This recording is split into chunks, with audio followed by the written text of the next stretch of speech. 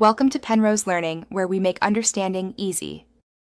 You start by plugging the Cronus Zen into your PC and opening Zen Studio so you can update firmware and avoid compatibility issues. Once done, install the latest firmware and authorize device drivers. This prevents dropped inputs later.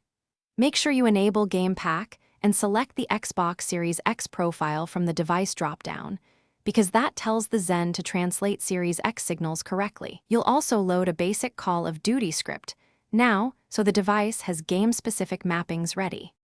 Now configure the game pack for Call of Duty and customize bindings so inputs match your play style.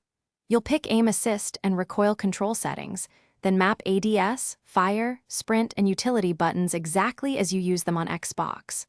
Once mapped, test each function with the PC preview or by connecting the Zen to your controller.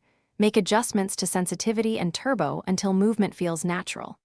Finally, save the configuration to slot 1 on the Zen so it loads instantly when you move to the console. To finish, plug the Cronus Zen between your Xbox Series X and controller. Console USB into the Zen, then your controller into the Zen. Power everything on and confirm the Zen's LED and active profile match your saved Call of Duty slot. You should test in a private match to validate aim, recoil, and button mapping. If something fails, reflash firmware, switch USB ports, and disable Xbox overlays or accessories that interfere. That one troubleshooting step, reflash and retest, fixes most connection problems quickly. Thanks for watching. If this was helpful, leave a like and consider subscribing. See you next time.